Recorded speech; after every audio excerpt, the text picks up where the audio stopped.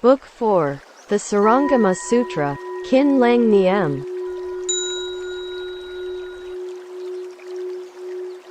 4. Self-enlightenment. Objects contemplated in meditative studies. After hearing the Buddha's teaching, Ananda and the assembly, now rid of doubt and illusion, awoke to reality and felt a lightness of body and mind, which they had never experienced before. Ananda again wept, prostrated himself with his head at the feet of the Buddha, knelt down, brought his palms together and said, "O peerless, compassionate and immaculate King of treasures, you have opened my mind so well by using all kinds of expedients and encouragement to lead me out of darkness in the ocean of suffering." World-honored one, after hearing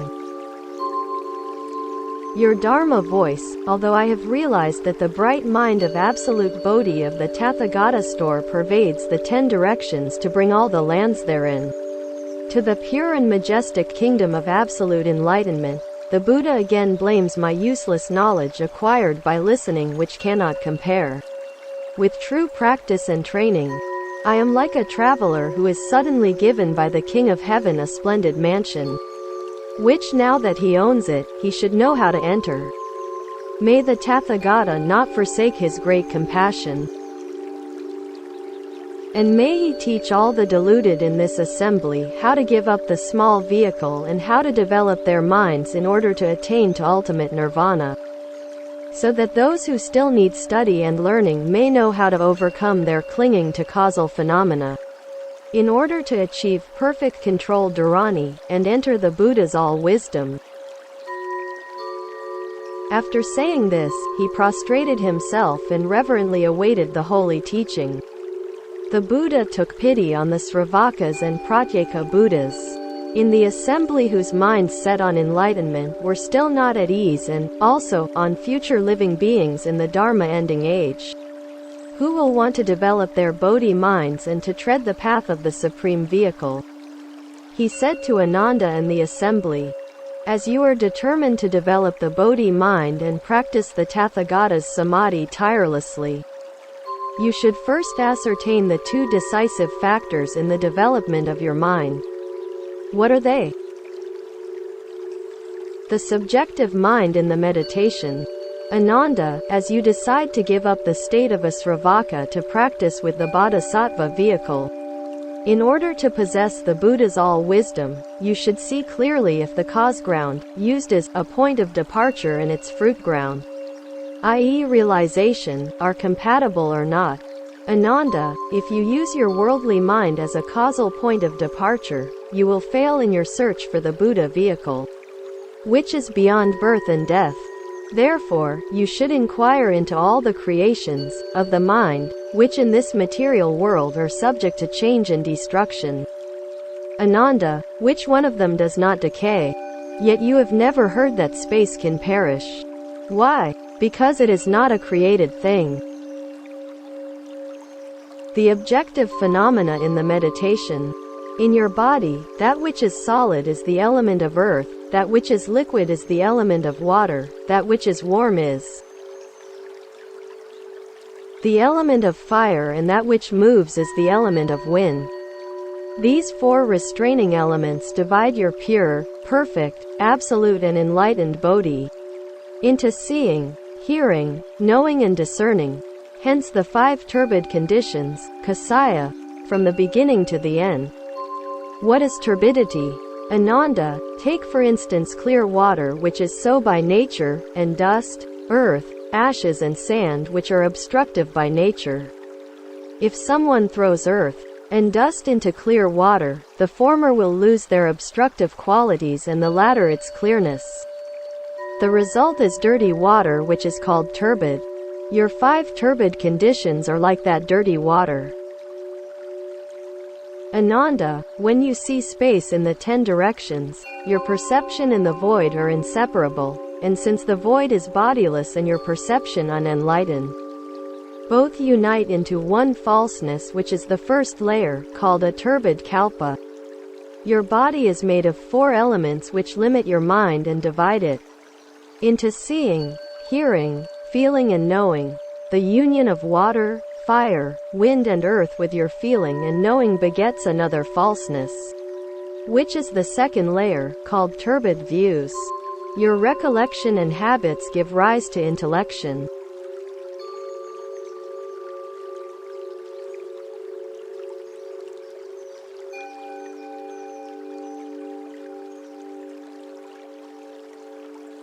Which responds to the sixth sense data. This intellect has no independent form apart from the objects of sense and is devoid of nature apart from perception. It unites with sense data, to become another falseness which is the third layer, called turbid passions, klesa. In the endless rise and fall of illusions. In samsara your intellect is intent on staying in the world whereas your karma forces you to transmigrate from place to place. They thus unite into another falseness which is the fourth layer, called turbid being. Fundamentally your seeing and hearing are by nature the same but, being limited by sense data, they degenerate into two separate faculties. They are aware of each other within their common nature but differ in their functions. As a result they are, as it were, upside down and unite into another falseness which is the fifth layer, called turbid life.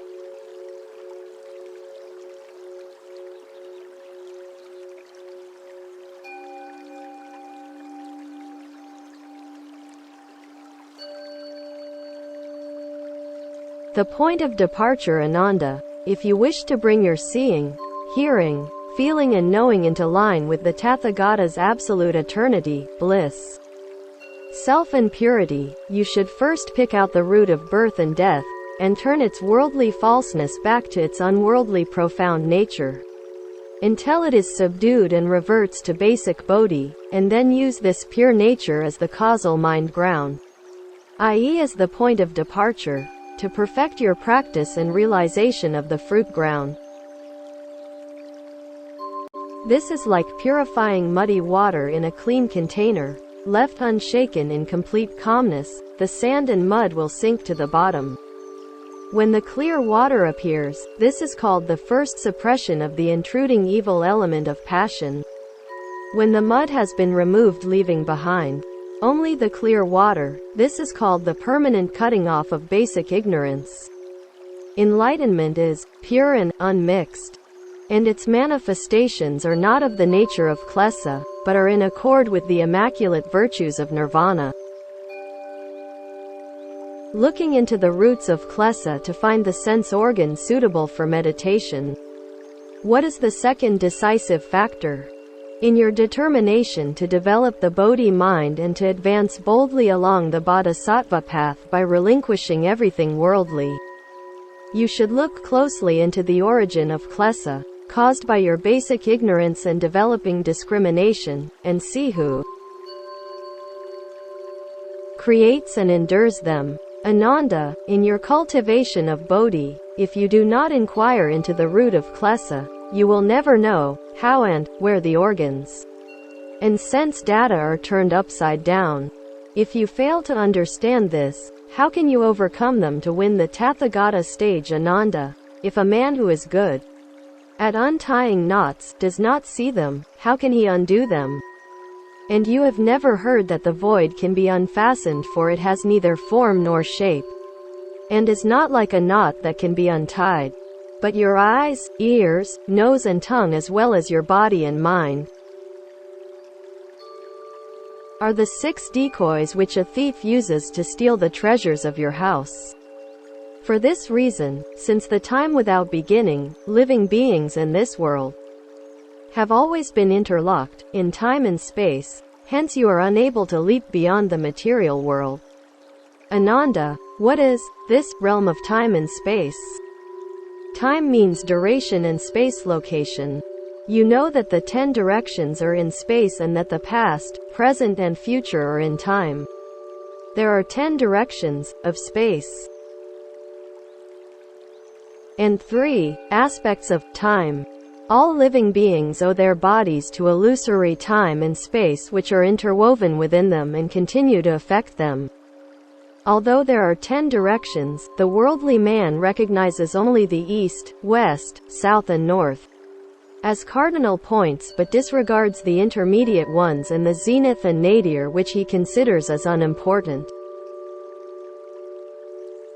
The entanglement of the 3 times with the 4 cardinal points, 3 by 4, or of the 4 cardinal points with the 3 times, 4 by 3, results in the constant 12.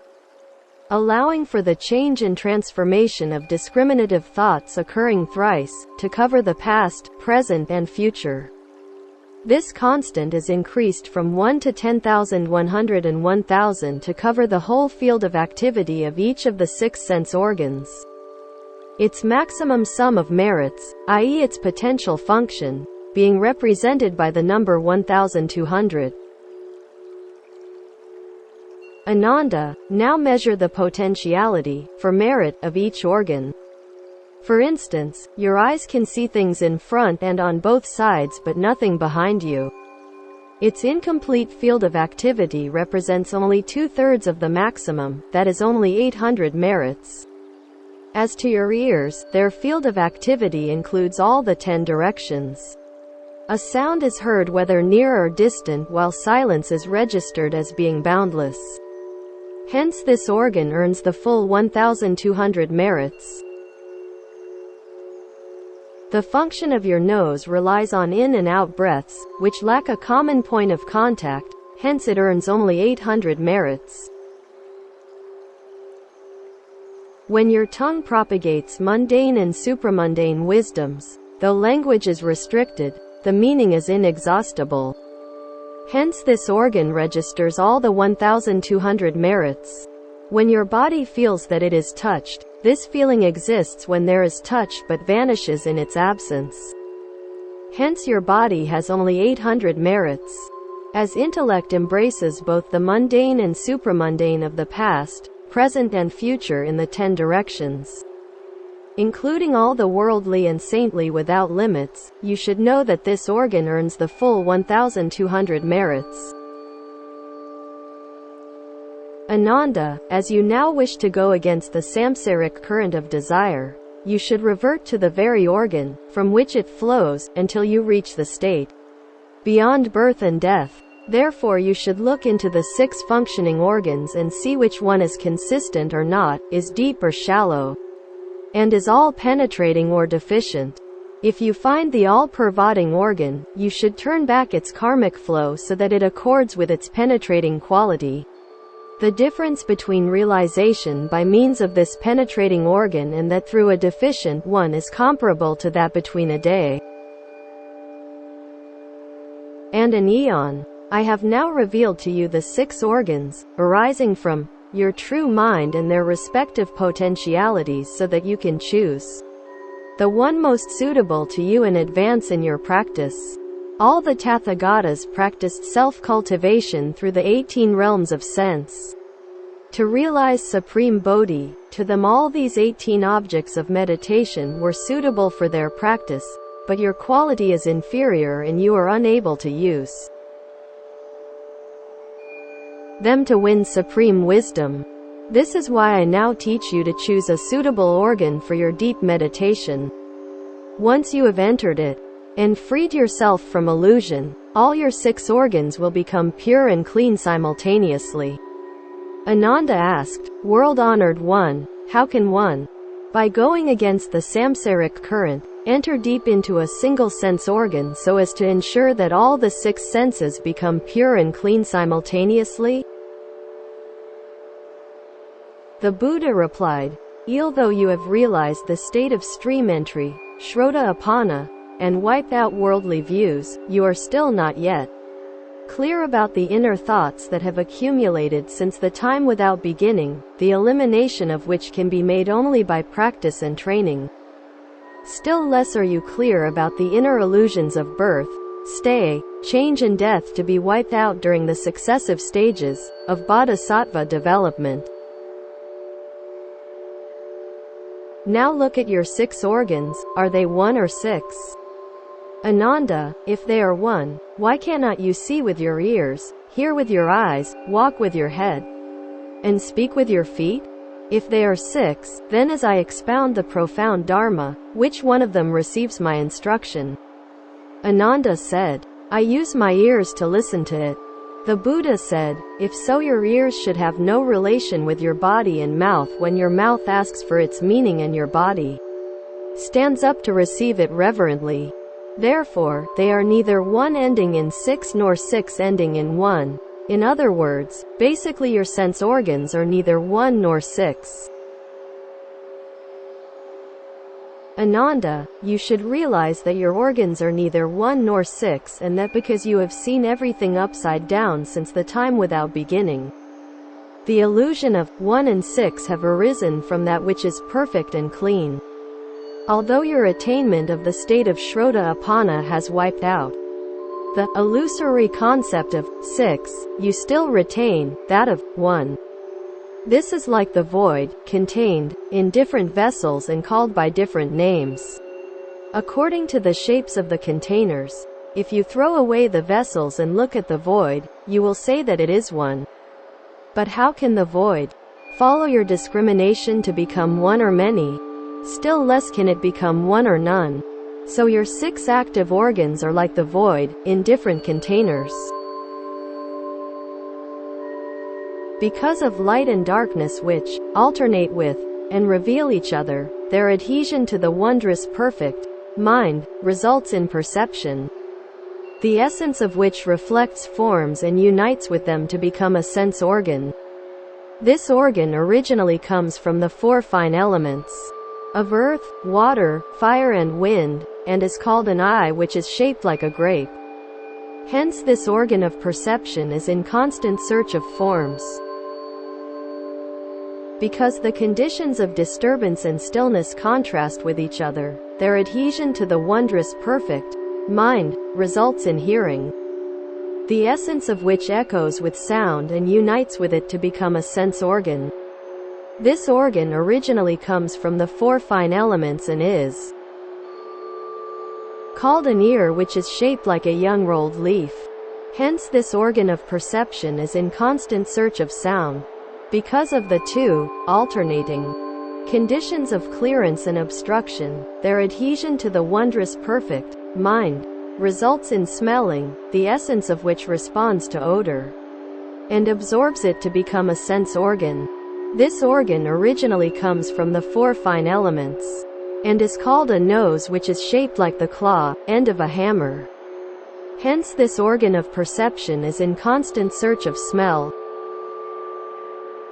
Because of changing and unchanged conditions, their adhesion to the wondrous perfect mind results in tasting, the essence of which responds to flavor and absorbs it to become a sense organ.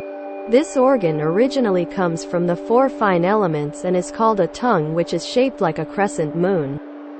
Hence this organ of perception is in constant search of taste.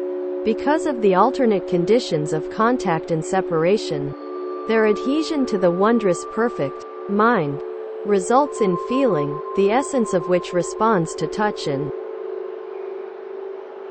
unites with it to become a sense organ.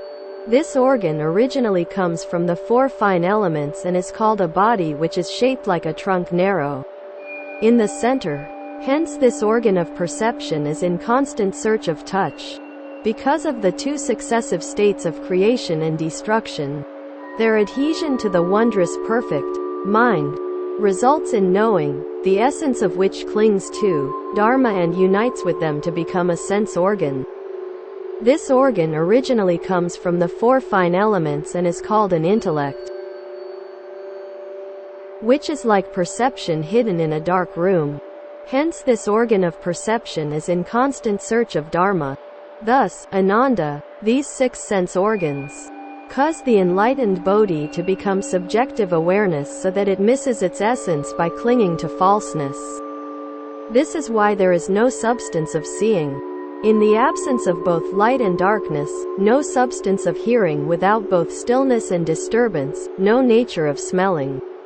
In the absence of clearance and obstruction, no taste. Without changing and unchanged conditions, no feeling of touch beyond contact and separation, and no prop for knowing. In the absence of creation and destruction, You have only not to follow the states of stillness and disturbance, of contact and separation, of changing and unchanged conditions, of clearance and obstruction, of creation and destruction, and of light and darkness, and from these 12 worldly conditions, just root out any one of your 6 sense organs to disengage it from both inner and outer adhesion. As soon as it is subdued and brought back to the real, the latter's light will appear. When the bright nature manifests, the other 5 adhesions will be completely rooted out and you will be free from wrong views created by the sense data. This light does not follow the sense organs but manifests through them, and so all the 6 organs function through each other. Ananda, do not you see? In this assembly Anuruddha, who is blind but sees, Upananda, who is deaf but hears, the goddess of the Ganges, who is noseless but smells, Gavampati, who does not taste with his tongue, and the god of Sunyata, who has no body but feels touch. This god of the void appears temporarily in the Tathagata light. Since his body is, like, air and does not exist materially, he has realized stillness, dhyana, derived from the elimination of the 2nd and 3rd aggregates, thereby achieving the peace of the Sravaka stage. And Mahakasyapa, who is here, succeeded long ago in rooting out the organ of intellect, thereby realizing perfect knowledge which does not derive from the thinking process. Ananda, if all your sense organs are rooted out, your inner light will appear. All transient sense data as well as the changing conditions of the material world will vanish like ice melted by boiling water, and you will realize supreme bodhi instantly. Ananda, if a man who sees with his eyes suddenly closes them, darkness will appear before him, screening all his 6 sense organs including his head and feet. If he then feels his body with his hands, he will discern his head and feet although he does not see them. This shows that his knowing is the same whether he sees something in the light or nothing in the dark.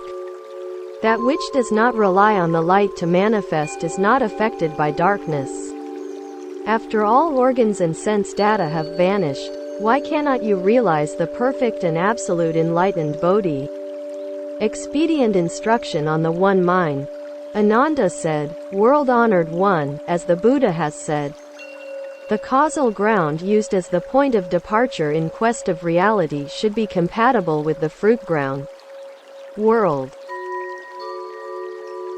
one. Though realization of the fruit ground is called by 7 different names, Bodhi, Nirvana, the absolute, Buddha nature, immaculate knowledge, Amalavijnana, immaterial Tathagata store, the great mirror wisdom, it is pure, clean and perfect, and its substance does not change. Like the royal diamond which is permanent and indestructible, now the faculties of seeing and hearing have no independent nature in the absence of brightness and darkness, stillness and motion, and clearance and obstruction, and are like the thinking mind which ceases to exist in the absence of sense data. How can they be used as the point of departure in the search for the Tathagata's 7 permanent fruits? World-honored one. Seeing ceases to exist in the absence of light and darkness, like the thinking mind which comes to an end when there are no external phenomena. As I look into all this, I search in vain for my mind and its objects. What then should I set up as the cause in my quest of supreme Bodhi? Does the Tathagata's previous teaching on the nature of seeing, which is profound, pure, perfect and permanent, contradict your true words and become sophistry as well? Will you please be compassionate enough to clear away my delusion and perplexity? The Buddha said, you have widened your knowledge by hearing but have failed to get out of the stream of transmigration completely. Though you know the cause of your upset, yet when you find yourself in the presence of that cause, you fail to recognize it. Lest your trustfulness remain incomplete, I will now do something to clear away your doubt and suspicion. The Buddha then ordered Rahula to ring the bell and asked Ananda, Do you hear it? Ananda and the others in the assembly replied that they did. When the bell was no more heard, the Buddha asked again, "Do you still hear it?" They all replied that they did not. Rahula again rang the bell and the Buddha asked, "Do you hear it?" They replied that they did. The Buddha then asked Ananda, "What do you mean by hearing and not hearing?" Ananda and the others replied, "If the bell is rung, we call it hearing, and when the sound and its echo stop, we call it not hearing."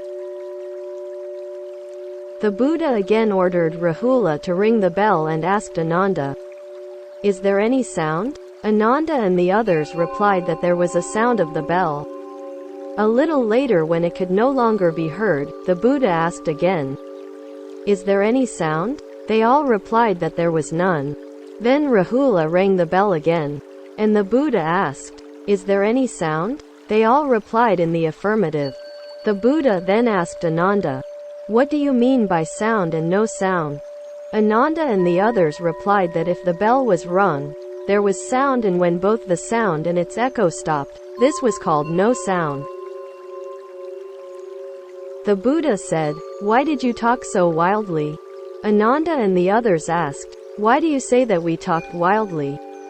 The Buddha said, "When I ask you about hearing, you spoke of hearing, and when I ask you about the sound, you spoke of it. So merely about hearing and sound, your answers were ambiguous. How could they not be called wild?"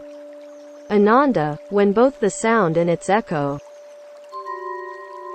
ceased, you said there was no hearing. If there really was no hearing, its nature would have died and would be like a withered log.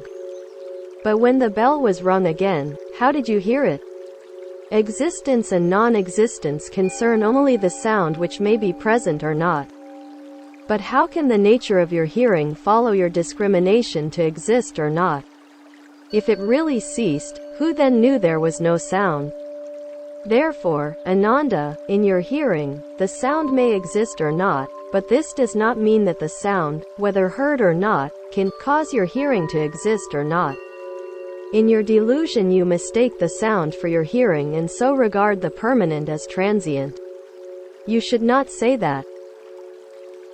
Hearing has no nature when it exists apart from the conditions of disturbance, stillness, obstruction and clearance. For instance, when a man sleeps soundly, if people pound rice, he may hear the beating of a drum or the ringing of a bell. So when asleep he may find it strange that the bell is like the beating of a piece of wood or stone, but if he suddenly wakes up and hears the pestle, he will tell his family about his mistake when asleep. Ananda, does that man remember in his sleep the conditions of stillness, disturbance, clearance and obstruction? Although his body rests, the nature of his hearing is present. Even when your body perishes and your life comes to an end, how can this nature vanish? For since the time without beginning all living beings have followed forms and sounds and pursued the flow of their thoughts, without awakening to their pure, profound and permanent nature. By straying from the permanent and by following birth and death, they have been contaminated with defilements in successive lives. If you only keep away from samsara and dwell in real permanence, your eternal light will appear, thereby causing your organs, sense data, consciousness and mind to vanish simultaneously. The objects of your thinking process are polluting dust, and the feelings that arise from your consciousness are impurities. If both are kept away, your Dharma eye will appear pure and bright instantly. Why then cannot you realize Supreme Bodhi? Main instruction on the 3 meditative studies of the One Mind. Ananda said, World-honored one, although the Tathagata has taught the second decisive point in the development of the mind, I think that if the man good at untying knots does not know how they came to be tied, he will be unable to undo them. In this assembly I and those who need to study and learn more are in the same case. Since the time without beginning we and our delusions have both been subject to birth and death, and although we have cultivated good qualities that have enabled us to widen our knowledge by hearing about it all and so are called leavers of homes, we are like a person suffering from malaria which recurs every other day. Will you take pity on us and save us from drowning? Will you tell us which of our bodies and minds are in a knot and how to untie it, so that all suffering beings can escape from samsara and avoid falling, again, into the three realms of existence? After saying this, he and all the assembly prostrated themselves, shed bitter tears and eagerly awaited the Buddha's supreme revelation. The Buddha took pity on Ananda and those in the assembly who still needed to study and learn as well as on future living beings, in order to enable them to sow the cause of their future appearance in the world, as teachers, and so become the eye of wisdom, to guide coming generations. He extended his shining golden-hued hand to touch Ananda's head and comfort him. Thereupon all Buddha lands in the 10 directions shook 6 times and Tathagatas, countless as motes of dust, sent out, from the tops of their heads, radiant rays of light which reached Jetavana to shine upon the Buddha's head. This had not been seen before by the assembly. Then Ananda and all those present heard countless Buddhas declare with one voice, "Excellent, Ananda, if you want to know about the innate ignorance that causes you to transmigrate in samsara, you should know that the roots of your birth and death are your 6 sense organs. If you want to know about supreme Bodhi, it is these 6 organs that will enable you speedily to realize happiness in liberation and permanence in nirvana." Although Ananda had heard these Dharma voices, he was still not clear about their profound meaning. So he bowed and asked the Buddha, "How can the same 6 organs cause me to transmigrate in samsara and be happy in absolute nirvana?" The Buddha said, "Ananda, both organs and their objects spring from the same source. Bondage and liberation are not 2 different things. Consciousness is illusory, like a flower in the sky. Ananda, your knowing originates from each phenomenon which takes on form because of your sense organs. Both form and seeing are mutually dependent, like 2 bundles of rushes that stand by leaning against each other. Therefore, if your intellect acts as the knower, this is the root of your ignorance, but, if it is free from seeing, it will be nirvana which is transcendental and pure. How then can the latter allow foreign elements to intrude?"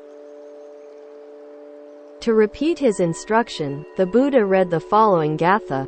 "True nature is free from all phenomena, which are illusions by causes created. Namena neither rise nor fall, but all phenomena are flowers in the sky. The unreal reveals the real, but both are but illusions. Since there is nothing real nor unreal, how can there be a subject and an object? For between the 2 there is no true nature like."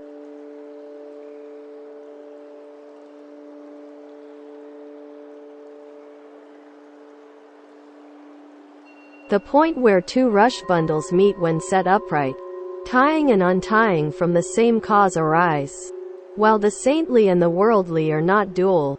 Consider underlying nature at the point of meeting where both is and is not, cannot be.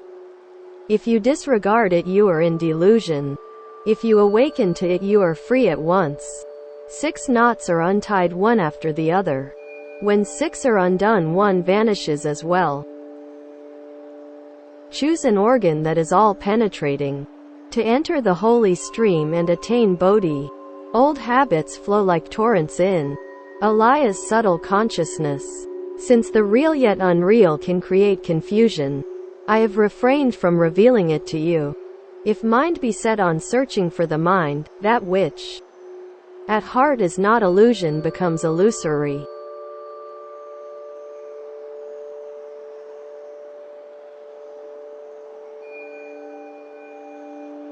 If you stop all grasping, then there is nothing real. If what is not illusion ceases to arise, where can illusion be? This is the profound lotus Dharma law, the precious Bodhi of the royal gem. the samadhi of seeing all things as illusion, which in a finger snap leads to the state beyond all study. The unsurpassed doctrine was followed by all Bhagavats in all directions, on the one path that to nirvana leads. How to untie the 6 knots. Thus Ananda and the assembly listened to the compassionate Buddha's unsurpassed sermon and gatha, whose profound meanings were so enlightening and penetrating, that their mental eyes were opened. They praised what they had never seen before. Ananda then brought his palms together, prostrated and said, I have today listened to the Buddha's compassionate teaching which revealed the pure, subtle, and permanent reality of the self-nature. But I am still not clear about how to untie the 6 knots one after the other and what you meant by when the 6 knots are undone the one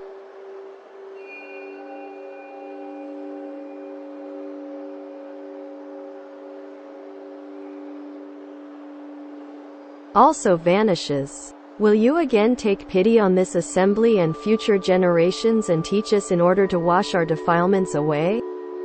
The Buddha, who was on his lion seat, adjusted his inner garments and outer robe and took from the teepoi a piece of beautiful cloth which the Yamadeva had given him. Then in the presence of the assembly, he tied a knot and showed it to Ananda, asking, What is this? Ananda and the others replied, It is a knot. The Buddha then tied another knot and asked, What is this? They all replied, This also is a knot. The Buddha tied 4 more knots, showing each to Ananda and asking, What is this? They all replied that each was a knot. The Buddha said to Ananda, When I first tied this cloth, you called it a knot. There is only one piece of cloth, but why did you call the second and third ties also knots? Ananda replied, World-honored one, although there is only one piece of cloth, if you tie it once, there will be a knot, and if you tie it 100 times, there will be 100 knots. But this cloth has only 6 knots because you only tied it 6 times. Why do you agree to my calling the first tie a knot and disagree to the second and third ones also being called knots? The Buddha said, Ananda, originally there was only one piece of cloth, but when I tied it 6 times, there were 6 knots. As you see it, the length of cloth was the same before, but is now different with its 6 knots. The first knot I tied was called the first one, and altogether I tied 6 of them. Do you think that the 6th one can be called the first knot? Ananda replied, No, world-honored one. So long as there are 6 knots, the last one is the 6th and cannot be called the first. Even if I discuss this for the rest of my life, how can I number these 6 knots in the wrong order? The Buddha said, It is so, these 6 knots are different but come from one length of cloth and you cannot reverse their order. It is the same with your 6 sense organs which, though coming from the same source, are manifestly different. Ananda, clearly you object to the 6 knots and prefer one piece of cloth, but how can you obtain it? Ananda replied, If these 6 knots remain, concepts of right and wrong will arise in great confusion. With such things as, this knot is not that one and that knot is not this one. World-honored one, if all the knots were untied, there would remain nothing, with complete elimination of thisness and thatness. Then in the absence of even one, how can there be 6? The Buddha said, Likewise, when the 6 knots are untied, the one also vanishes. It is because of confusion in your mad mind since the time without beginning that your intellect gives rise to illusions, the unceasing creation of which disturbs your seeing and causes it to perceive objects in the same way that troubled eyes see dancing flowers.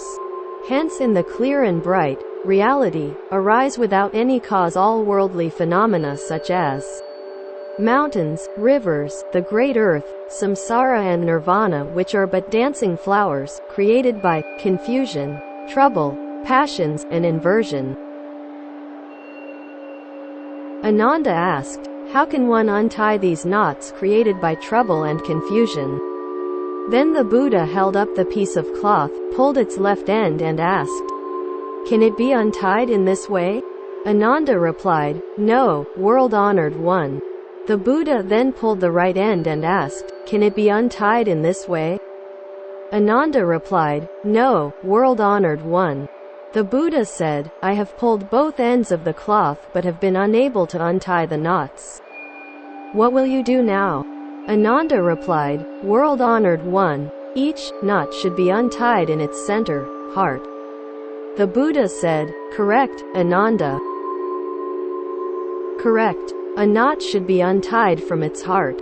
Ananda, the Buddha Dharma which I expound manifests due to causes and is beyond those coarse forms that come from worldly concepts of mixtures and unions.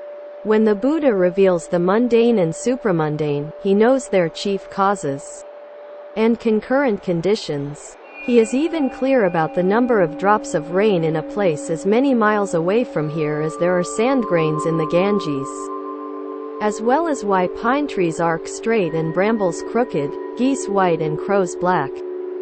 Therefore, Nanda, choose one organ from the 6, and if its knot is untied, all objects of sense will vanish of themselves. When all illusions disappear, if this is not reality, what more do you expect? Ananda, tell me now if the 6 knots of this cloth can be untied simultaneously. Ananda replied, "No, world-honored one, because they were originally tied one after the other and should be untied in the same order. Although they are in the same piece of cloth, they were not tied simultaneously. How can they now be untied all at once?" The Buddha said, "Your 6 organs should be disengaged. In the same way, when you begin to disentangle them, you will realize that the ego is void. When this voidness is perfectly clear, you will realize that all dharma phenomena are void. When you are disengaged from dharma, the voidness of ego and dharma will vanish. This is called the patient endurance of the uncreate achieved by means of samadhi in the bodhisattva stage." After Ananda and the assembly had heard the Buddha's teaching, their understanding was clear and free from doubt and suspicion. Ananda brought his palms together, prostrated himself and said, "Today our bodies and minds are clear, at ease and unhindered. Though I have understood what you mean by the disappearance of both 1 and 6, I am still unable to perfect my sense organs. World-honored one, I am like a lonely wanderer and a hapless orphan. How fortunate have I been to meet the Buddha and to be his relative, like a hungry baby who suddenly meets its suckling mother. This gives me a chance to attain the holy goal. But although I have listened to his profound words, I am still unawakened as if I had not heard them. Will you please reveal to me the ultimate approach, by means of the appropriate organ?" After saying this, he prostrated himself and concentrated on his inner potentiality to receive the profound instruction. Thereat the world-honored one said to the great bodhisattvas and chief arhats in the assembly, "I want to ask you, bodhisattvas and arhats who have practiced my dharma and have reached the state beyond study, this question. When you developed your minds to awaken to the 18 fields of sense, which one did you regard as the best means of perfection, and by what methods did you enter the state of samadhi?" Meditation on the 6 sense data. Kaundinya, one of the first 5 bhiksus, rose from his seat, prostrated himself with his head at the feet of the Buddha and declared, "When, soon after his enlightenment, we met the Tathagata in the Mr. Gadava and Kakuta parks, I heard his voice, understood his teaching, and awakened to the 4 noble truths. When questioned by the Buddha, I interpreted them correctly, and the Tathagata sealed my awakening by naming me Ajnata, thorough knowledge. As his wonderful voice was mysteriously all-embracing, I attained arhatship by means of sound. As the Buddha now asks about the best means of perfection, to me sound is the best according to my personal experience. Upanishad then rose from his seat, prostrated himself with his head at the feet of the Buddha and declared, I also met the Buddha soon after his enlightenment. After meditating on impurity which I found repulsive and from which I awakened to the underlying nature of all forms. I realized that even our bleached bones that came from impurity would be reduced to dust and would finally return to the void. As both form and the void were perceived as non-existent, I achieved the state beyond study. The Tathagata sealed my understanding and named me Nisad. After eradicating the relative form, wonderful form, Sarupa, appeared mysteriously all-embracing. Thus I attained arhatship through meditation on form. As the Buddha now asks about the best means of perfection, to me form is the best according to my personal experience. A bodhisattva named Fragrance Adorned then rose from his seat, prostrated himself with his head at the feet of the Buddha and declared, After the Tathagata had taught me to look into all worldly phenomena, I left him and retired to set my mind at rest. While observing the rules of pure living, I saw the bhiksus burn sandal incense. In the stillness, its fragrance entered my nostrils. I inquired into this smell which was neither sandalwood nor voidness, and neither smoke nor fire, and which had neither whence to come nor whither to go. Thereby my intellect vanished and I achieved the state beyond the stream of transmigration. The Tathagata sealed my awakening and named me Fragrance Adorned. After the sudden elimination of relative smell, the wonderful fragrance became mysteriously all-embracing. Thus I attained arhatship by means of smell. As the Buddha now asks about the best means of perfection, to me smell is the best according to my personal experience.